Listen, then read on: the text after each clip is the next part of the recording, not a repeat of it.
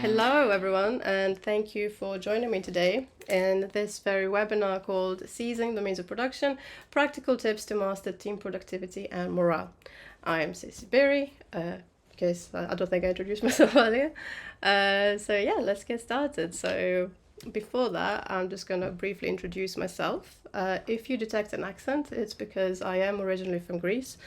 But I moved to the UK to study computer science at King's College London a few years ago, just a few. And I've been working in the games industry for around 13 years. I started off, like many producers before me, I started in QA at TT Games. So I worked on stuff like Lego Star Wars, Harry Potter, Pirates of the Caribbean, anything Lego related. And after that, I moved over to Microsoft Studios, worked with many first-party and third-party studios. So I worked on projects like Kinect Xbox Rivals. It was during the Kinect era, so a lot of Kinect stuff. I also worked on Quantum Break, stuff like that. And then after that, I decided I wanted to be a producer. So after a bit of trial and error trying to get hired as a producer, I decided to take a year out and do a master's in video game production and enterprise at Birmingham City University. Right off the back of that, I was hired as a producer at Rockstar North, and I was embedded within the cinematic animation team. And I worked on such projects as Red Dead Redemption 2, GTA 5, and so on and so forth. Please don't ask me any questions. And here I am now working at Fundamentally Games as a producer across multiple projects. So today's webinar consists of 5 main sections. We're going to go over understanding team dynamics, setting clear goals, effective task management, fostering open communication, and nurturing motivation. And there will also be time for a Q&A session at the end, but there will also be a designated Q&A session in our Discord later this week. I think it's on Thursday afternoon, but I'll have to double check with you. So let's jump straight into it. So let's talk about understanding team dynamics. So team dynamics play a key role in the success of a game development project. In this section, I will delve into the key aspects of team dynamics, how they impact game development, and ways to foster a productive and collaborative team environment. So, game development is a multidisciplinary field where various talents come together to create a game. So, these numerous different roles include programmers, artists, designers, writers, testers, analysts, producers, and more. So each of these roles contributes a unique skill or perspective to the project. So let's talk about the interdependence of these team members we just outlined. So game development is not a linear process, but a collaborative one. And team members often need to work closely together, and their actions affect other teams as well. So one team's decisions can have big repercussions that they potentially hadn't thought about before. So let's go over an example. So let's say the design team decided to redesign a character. So that can mean overhaul their appearance, their abilities, what have you. So that would directly impact the art team because they would have to create new character models, textures, animations, perhaps a new rig even, like all sorts of things like that. And then the programming team would need to adapt their code to accommodate for those changes and perhaps additional capabilities. So not only is this additional work for these 2 teams, as an example, it might even be more teams, for example, sound, but the fact that these 2 teams are working together can also lead to delays because of the nature of the beast. So to go around that, communication is key. So effective communication within a game development team can make or break a project. So miscommunication can cause misunderstandings, and so for example, unclear instructions or misinterpreted information can lead to team members working on the wrong tasks or pursuing different goals, resulting in confusion and inefficiency. then it can also cause delays. So incomplete or inaccurate communication can hinder progress, causing work to be redone or requiring additional time to resolve issues, and thus delaying project milestones. And also can cause decreased productivity. So when team members must spend time clarifying misunderstandings or fixing errors caused by miscommunication, it reduces their overall productivity and can lead to frustration and burnout. So clear, concise, and frequent communication among team members is extremely important. So let's talk about the challenges of team dynamics, especially in high pressure situations, which is about 95% of game development time. Right, so these common issues in game development include conflicts. So team members may disagree on design choices, priorities, development approaches, and so on and so forth. Conflict resolution strategies are essential to address disagreements constructively. And this is a whole other webinar in itself. Misalignment of goals. So when team members or departments have conflicting or unclear goals, it can lead to confusion and inefficiencies. Clear communication and goal setting help align everyone towards a common objective. And it can also include different creative visions. So team members may have diverse ideas about the game's artistic direction or gameplay features. Effective leadership and communication are needed to harmonize these visions into a cohesive game experience. It's important to address these challenges proactively. So rather, you need to put measures in place to make sure these things don't happen, or have a process in place to deal with it as it happens, rather than after it's been identified and then be like, oh, how do I deal with this? Like it's good to have a plan. You can tell I'm a producer. Then let's talk about cultivating a positive team culture. So leadership plays a crucial role in setting the tone for the team culture by modeling behavior, values, and expectations. So leaders can influence the team's attitudes, work ethic, and interpersonal dynamics through their actions and communication. Their commitment to a positive and inclusive culture, as well as the ability to reinforce these principles consistently, shapes the overall team culture and impacts team members' attitudes and behaviors. Two things to keep in mind is leading by example. So you need to demonstrate the values and behaviors you want to see in your team. You need to show trust, respect, open communication in your interactions with team members, and set the standards for others to follow. And also you need to make sure to foster collaboration. So encouraging teamwork and collaboration amongst team members. You need to create opportunities for them to work together, share ideas, and solve problems collectively, reinforcing a culture of mutual support and cooperation. And I want to highlight that a supportive and inclusive culture can enhance creativity and productivity. So let's move on to our next section about setting clear goals. So the roles of clear goals in successful game development is absolutely critical. Here we will explore the importance of goal setting, how it impacts the team, and strategies for setting and achieving clear goals. So let's talk about it. Clear goals provide direction and purpose to a game development project by defining objectives. So, excuse me, they specify what the project aims to achieve, whether it's creating an immersive storyline, achieving a specific gameplay experience, reaching a target audience. Then guiding decision making.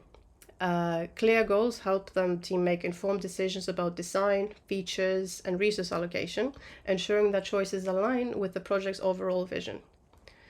They also help by motivating the team. So they inspire team members by giving them a sense of purpose and a shared vision, fostering motivation and commitment to achieving project success. And also, finally, measuring progress. Clear goals serve as benchmarks for tracking progress, allowing the team to assess how well they are advancing towards the desired outcome and make adjustments as needed. They also serve as a roadmap for the team, helping everyone understand what exactly it is that needs to be accomplished. Next, let's talk about the different types of goals in game development. So, first we have project goals, which are overarching objectives that define the outcome of the entire game development project. They include goals related to the game's concept, scope, quality, and release date. So they guide the team's work by defining what success looks like and help maintain focus on the game's ultimate objectives throughout its development. Next, we've got sprint goals. So, sprint goals are short-term objectives set for a specific iteration. They outline what the team aims to accomplish during that sprint or the next one coming up, and they align with the project's overall goals. They ensure that the team makes continuous progress and achieves specific milestones, ultimately contributing to the completion of the project within the desired timeline. And finally, we've got individual goals. So these are personal objectives set by team members to contribute to project and sprint goals. These types of goals ensure that each team member's work contributes to the project's success, helping distribute tasks effectively and fostering a sense of ownership and accountability amongst the team members. So when setting goals, very common methodology is called the SMART goal framework.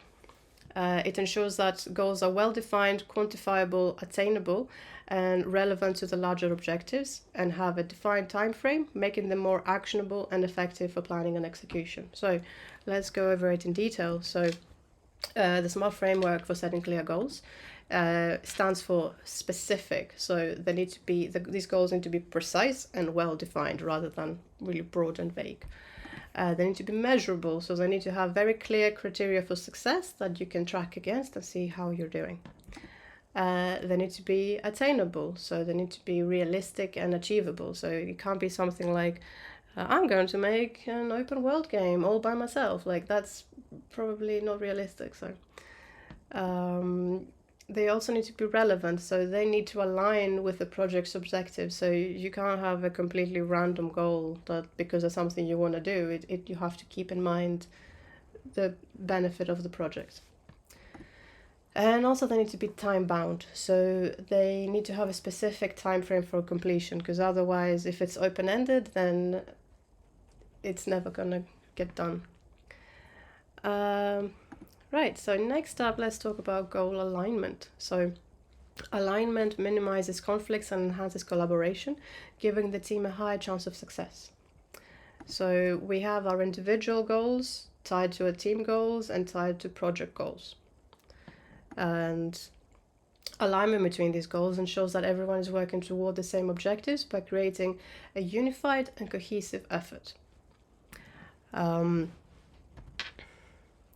Effective goal alignment provides us with clarity, so team members understand how their individual contributions directly impact team and project goals, providing a clear sense of purpose. They also provide us with motivation, so aligning individual goals with team and project objectives fosters intrinsic motivation as team members see the value in their work and its impact on the broader mission. Then we've got efficiency. So it streamlines work processes because everyone is pulling in the same direction, reducing conflicts and optimizing resource allocation. And finally, we've got accountability. So the team members feel accountable for their contributions, which helps ensure that tasks are completed in a manner that supports project goals. Now, let's talk about the role of leadership in all this. So effective leaders can inspire and motivate their teams by articulating a compelling vision. Effective leadership helps team members understand the why behind their work, instilling a sense of meaning and significance. It fosters enthusiasm, commitment, and a shared sense of purpose. So a quote I really often go back to is, people don't buy what you do, they buy why you do it. So I always try to keep that in mind when trying to inspire and motivate a team. You have to sell them on the why. And once you explain to them why something is such, it's much easier to get buy-in from them. Next up, let's talk about monitoring and adaptation. So Setting goals is not a one-time event, but an ongoing process. So monitoring progress towards goals is important because it allows individuals and teams to track their performance, stay on course, make necessary adjustments, and ensures that efforts are aligned with objectives. Also, it helps identify potential issues early and increases the likelihood of achieving desired outcomes. So, all good things. Also, teams should be open to adapting goals where circumstances change. So it's no good having a set goal and sticking to that because that's what we said we were going to do way back when. Things change and we need to be adaptable. Right, next, let's talk about effective task management. This is the meat and potatoes of this webinar. So, effective task management is crucial in game development because it helps teams navigate the complexity and dynamism of the industry. So let's explore some strategies and techniques for managing tasks efficiently to ensure project success. Sorry, I mixed up my slides. Effective task management ensures that projects stay on track, deadlines are met, and resources are used efficiently. Effective task management promotes organization, collaboration, and the successful delivery of high-quality games. So, let's talk about the complexity of game development tasks. So, there are various types of tasks involved in game development, such as programming, art asset creation, level design, testing, project management. And each of these tasks has a unique requirement and dependencies. And effective task management is essential for keeping projects on track.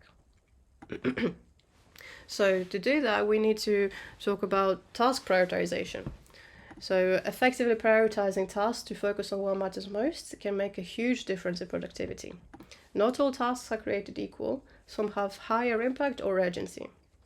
So I'm going to talk about two different techniques for task prioritization next.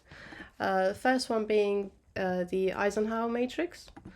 It looks a bit like this. So you have two axes of importance versus urgency, and you categorize tasks into 4 quadrants based on these two axes. So you end up with tasks for do, decide, delegate, or delete.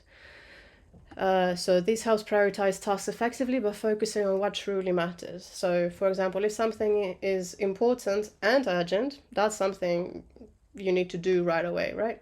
That's your top priority. If something is important but not urgent, that's something that falls in the decide category. So that's something you can put on the backlog and deal with later, as applicable. Then we have delegate. So that's something that's urgent but not important to you personally. Like, it doesn't need your specific skill set. It can be something that someone else in the team can do.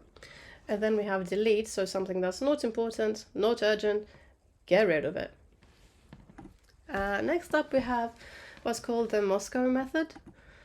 It looks a bit something like this. It can look something like this. So what this method entails is we prioritize tasks by categorizing them as must-haves, should-haves, could-haves, and won't-haves. So this technique helps distinguish between critical and less important tasks in project planning. So usually this takes the form of a brainstorming session or like a collaborative meeting kind of thing, where we have all our tasks that we need to prioritize, and then people vote on them as like, is this a must-have? Is this a should-have? So a must-have is something that I can't live without. We need this absolutely. I won't budge on this.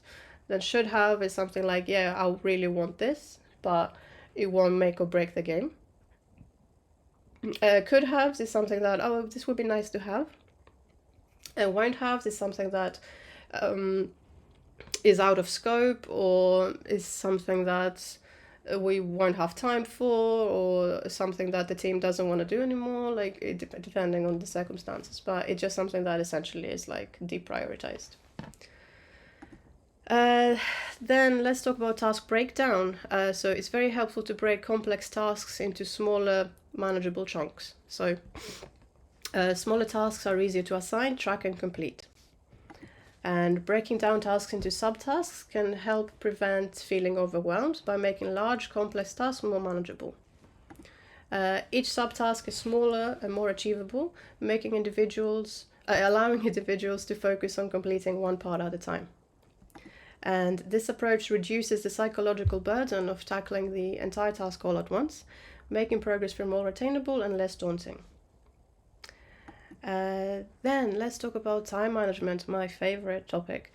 And effective time management helps prevent burnout and ensures work-life balance. So, two different techniques for that I will talk about. The first is time blocking. So, people who do this, they allocate specific blocks of time for focused work on particular tasks and projects. They minimize distractions during these blocks and commit to working solely on the designated tasks. So, for example, there's a person on my team who does this quite regularly. So, they have, Thursday afternoons blocked out physically in their calendar for a specific task. So, if I know that I want them to do something related to that task, I know that this probably will get done. It sets expectations for excuse me. It sets expectations for people you work with and also helps focus your time. And it kind of helps balance your work week out as well. Excuse me. I'm still recovering from a cold, don't ask. Then next up, we've got the Pomodoro technique, my personal favorite, that I actually used to build this very webinar. So the Pomodoro technique involves dividing work into 25-minute focused intervals, followed by a 5-minute break. So every half hour, you do 25 minutes of work and a 5 minutes of something else, not work related. After completing full Pomodoro, so like 4 25-minute intervals, you take a longer break. This is typically like 15 minutes. I'm so sorry. Yes, so this technique helps maintain concentration and productivity by breaking work into manageable segments. So it really helps focus my brain, for example, because it's not an open-ended task. I'm like, okay, I have 25 minutes to work on this webinar. So I'm like, let's see, okay, how much can I get done? How can I work on this slide? And then it just kind of helps put you in that zone. And then before you know it, the alarm goes off and you have a break and you're like, okay. And it kind of reminds you to take breaks, which is often very easy to forget. So I am personally a very big fan of the Pomodoro technique. And also you can use a combination of the two. So you can have a whole day planned, mapped out for like a specific task, but then the Pomodoro technique within that helps you deal with a task at hand and make the most of that block of time you've got. Right, next. Clear and timely communication among team members can prevent bottlenecks and misunderstandings.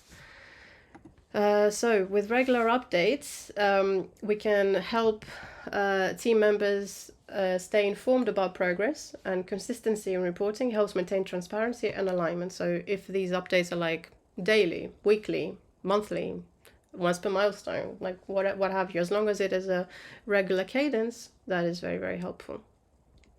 Next, we need a timely communication. So if we immediately communicate any obstacles or issues that could impact team project timelines or quality, that is extremely important. Timely reporting allows for prompt problem solving and prevents delays.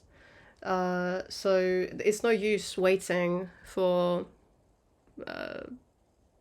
like a specific meeting to happen to bring up an issue. Just bring it up as soon as you know about it, because it helps people get on with the problem solving. And also constructive detail. So when you are reporting an obstacle, you need to include relevant details and potential solutions or recommendations. So this helps the team understand the nature of the issue and collaborate effectively on resolution. So there's an issue you found in your game and you think, if you give them all the information you have, everything that you think is relevant to finding a solution, you need to always make sure you report that. Next up, let's talk about tools and software that can help us with this. So I'm sure many of you must be aware of stuff like Jira, Asana, Trello, or even custom-made proprietary solutions that every game development team needs. So these help by acting as a centralized task repository. So these act as a central platform where all tasks, assignments, deadlines, and project-related information is stored. This eliminates the need for scattered notes, emails, or physical to-do lists, making it easy for team members to access and manage their tasks from a single location. And then it allows for real-time collaboration because they allow teams to create, assign, and update tasks collaboratively. Users can leave comments, attach files, or make status updates, ensuring that everyone is on the same page and informed of task progress. Next, they help with task assignment and accountability. So they make it clear who is responsible for each task, and this accountability ensures that work is evenly distributed and team members can track their responsibilities easily. Then we also get notifications and reminders to keep everyone aware of the tasks and deadlines. Next, they help with prioritization and dependencies. So many of these tools offer features for setting tasks, priorities, and dependencies, and these help by getting the team to focus on high priority tasks first and ensures that dependent tasks are completed in the correct order, reducing bottlenecks and delays. So effectively, what you want to do is you want to put your pipeline, your workflow mapped out into those tools, and then that will take care of itself. And finally, we've got efficient reporting and monitoring. So users can generate reports to track progress, identify potential issues, and make data-driven decisions, which are my personal favorite. This helps teams stay organized, optimize workflows, and adapt to changing project requirements. Next, we need to discuss adaptation and flexibility. So flexibility in adjusting timelines, resources, and priorities is absolutely key. So task management plans may need to adapt to changing project requirements or unexpected issues. So for example, in Scrum, if during the sprint new information emerges or priorities change, the team can adapt by adjusting the sprint backlog. They can add, remove, or reprioritize user stories to ensure that they are delivering the most valuable work. And then if you're doing Kanban, for example, Kanban modes are inherently adaptable. So if a task is blocked, encounters issues, or if a new high priority task arises, the team can easily adjust their focus. By maintaining a pull system where team members take on new work as they have capacity, Kanban enables continuous adaptation to changing priorities and requirements. So next, let's talk about fostering open communication. So in this section, we will explore the importance of transparent and effective communication, its impact on team dynamics, and strategies for fostering open communication. Right, so the power of communication. Clear and open communication can prevent misunderstandings, reduce conflicts, and promote collaboration. Communication is the lifeblood of any collaborative endeavor, and game development is no exception.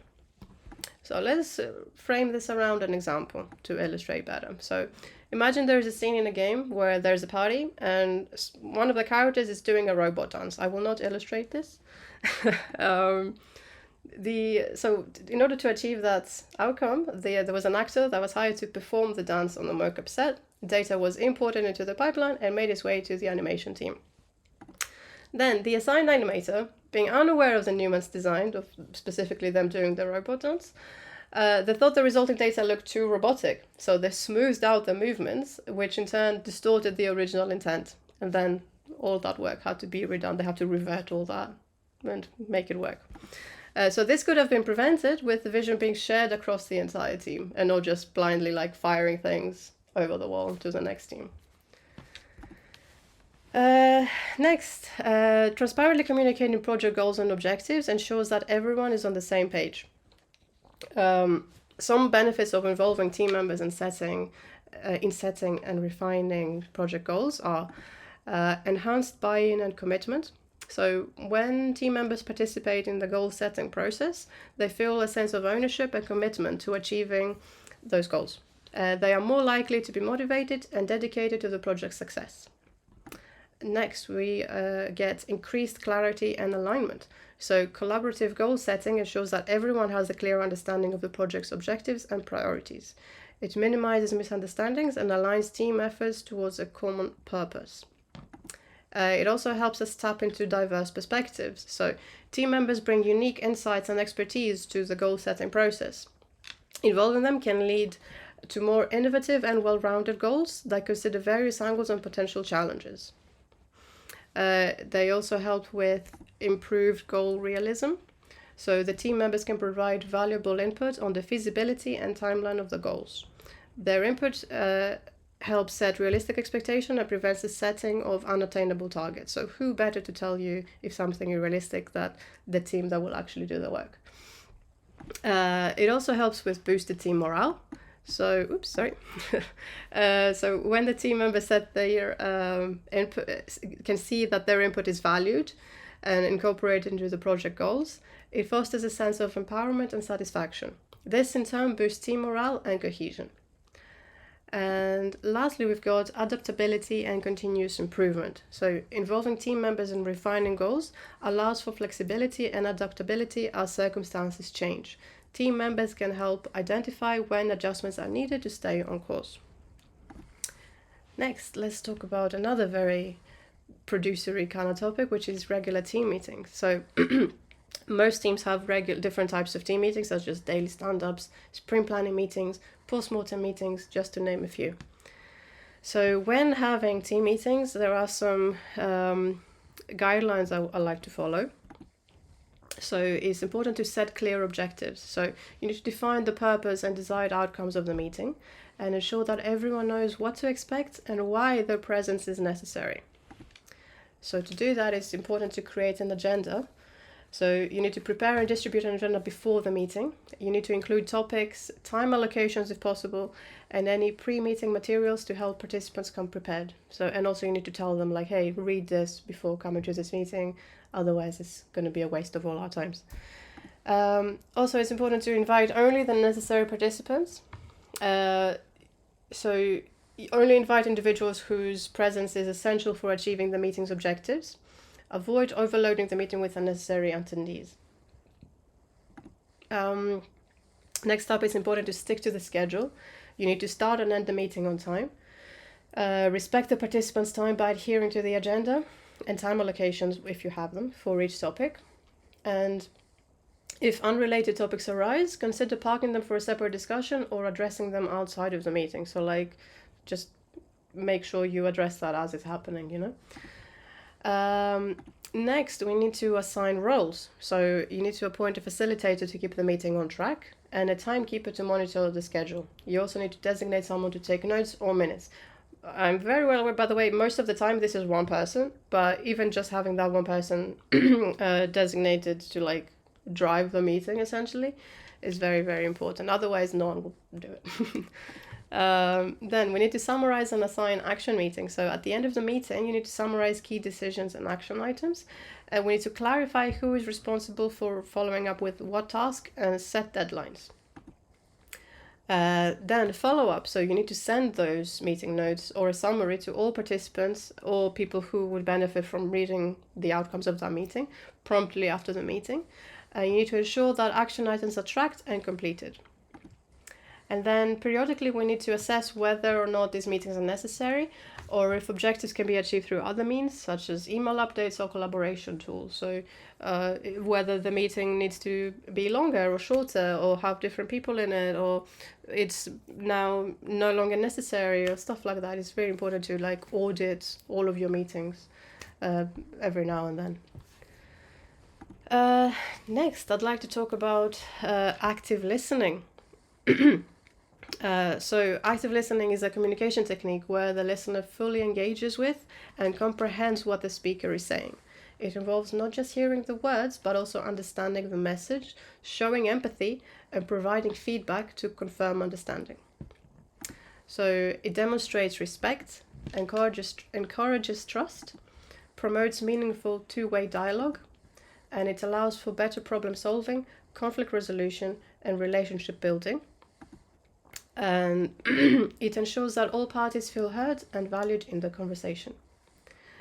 Team members should actively listen to understand, not just to respond. Like, I can always see when I'm talking to someone and I can tell their eyes are just glazed over because they're trying to think what they want to say next rather than fully take in what I'm saying. And there's nothing more off-putting than that, personally. So it's good practice not to do it. So let's see how we can actively learn to actively listen. So first of all, you actively engage in the conversation, but giving your full attention to the speaker. So make time for them, essentially. Avoid interrupting and focus on understanding the speaker's perspective. Like, I know in certain cultures, interruption is not necessarily seen as something rude. It's just the way certain cultures work, and it's seen as like an engagement thing. But just to be safe, avoid interrupting and just focus on what the other person is saying. And very important is to use non-verbal cues like nodding or maintaining eye contact to show that you're attentive. Obviously, if it's a remote meeting, you can't maintain eye contact, but even just facing the camera and like not being distracted by like doing other work is very, very important, I think. And also you can ask clarifying questions to or provide feedback to confirm your understanding of what was said. So all these things together contribute to active listening and are very, very important when working in a team.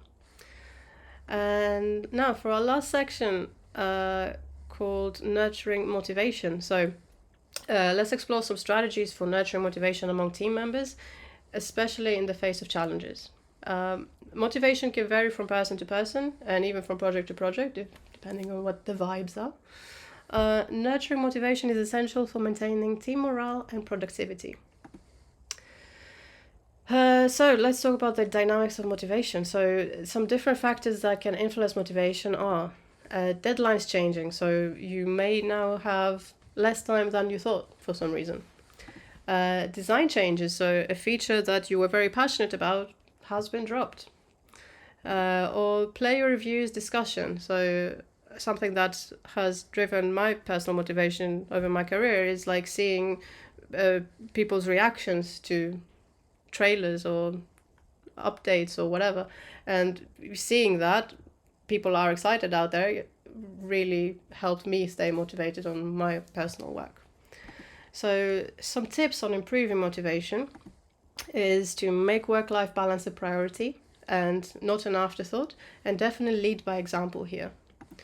And you need to maintain a positive company culture, especially during crunch, and help with career development. So if someone is at risk of burning out in your team, perhaps you could help them by identifying a lateral move to a different team. Like, I've seen this happen a few times where, for example, there was a technical artist I used to work with, and they slowly found themselves drawn more towards the world of production. So they, rather than leaving the company or leaving the team, they became a producer for that team. So that was an all-round win for everyone involved. And then finally, passionate leadership can be infectious and inspire the team to work hard and stay committed to the project. So again, during my career, I've received emails from some really, really, really high up people to the entire team that were just expressing like their enthusiasm for the game, and that helped drive the team's motivation so much, just to push that bit extra and get things out the door. Next, I'd like to share some strategies for providing timely and sincere recognition. So praise. So everyone loves to hear sincere praise for a job well done. So make sure you dish that out regularly where appropriate. Then rewards. So this can be monetary, so such as a performance-based bonus, or in the form of greater responsibility, so a promotion or an additional area of responsibility or something of that ilk. And if we can make those publicly shared, that further cements the culture of appreciation and invites further celebration of team's achievements. So if I see someone saying, hey, you did a really good job on that thing that I had no involvement in, I didn't even know, just that action, witnessing that action of that recognition between my team helps me think more highly of both of the people involved, actually. So it does really help drive that culture. So a culture of appreciation enhances motivation by acknowledging and valuing individuals' contributions, fostering a positive and supportive work environment, and reinforcing a sense of purpose and belonging. So next, let's talk about skill development and growth opportunities. So game development is a rapidly evolving field. The techniques and methodologies used when I first started working in the industry, a lot of the time are outdated. There's new ways of working that come into play constantly. So it's important to stay on top of this. So learning new skills can be very motivating in that it helps you keep up with the latest technological advancements and ways of thinking. It's very important to give your team the space needed to explore their options. Some companies have a designated self-development afternoon, like once a month, like every last Friday of the month or something. But employees should be encouraged to carve that time out for themselves too. There are numerous resources available for game developers to hone their skills in any area that would benefit their career. A couple of those are the GDC Vault. So, for example, they have the majority of the talks given at GDC events, and they are available for people to watch online after the event has taken place. I have personally used this many times. It's not called the Vault for nothing. It's got there's so much stuff in there. So if you have access to that, I would definitely recommend it. And another thing I've also personally used is LinkedIn Learning. It's a platform that companies can give employees access to. And again, it has numerous courses on there that can help benefit anyone's career. And employees should be encouraged to seek out training opportunities that will benefit their work. So like rather than pigeonholing them into like, hey, use this or use that or do this course or that course, they need to be encouraged to find their own training course. Be like, hey, I'm interested in this. Can I go do that course? Will you perhaps help fund that course for me or stuff like that? Like, it's really good to have that, start that conversation and encourage that. And finally, let's talk about how maintaining a healthy work-life balance is extremely important, especially for remote teams. And because burnout can lead to demotivation and reduced productivity. So ways to do that is by setting clear boundaries, which is also another topic all in itself. But just really quickly to explain, it's about defining specific work hours and sticking to them as closely as possible, and create a designated workspace to separate work from leisure.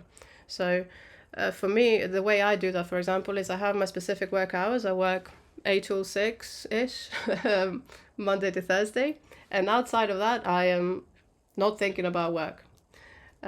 Sometimes like I have to even stop myself to be like, hey, no, you're thinking about work, stop it, do something else. And creating a designated workspace, like this is my spare room. I'm really in a fortunate position to have this designated office space, but like I tend to not come in this room at all during the weekend, for example. Next, it's important to prioritize self-care.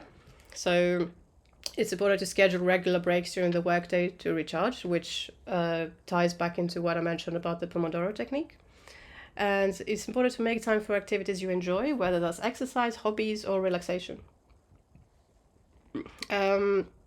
Next, it's important to manage time effectively. So if you use time management techniques, like I mentioned earlier, you can stay more focused during your work hours and maximize your time that you actually dedicated to your work. And if you prioritize tasks and tackle the most important ones first, that also helps you be more effective. Another big lesson I've had to learn to say no.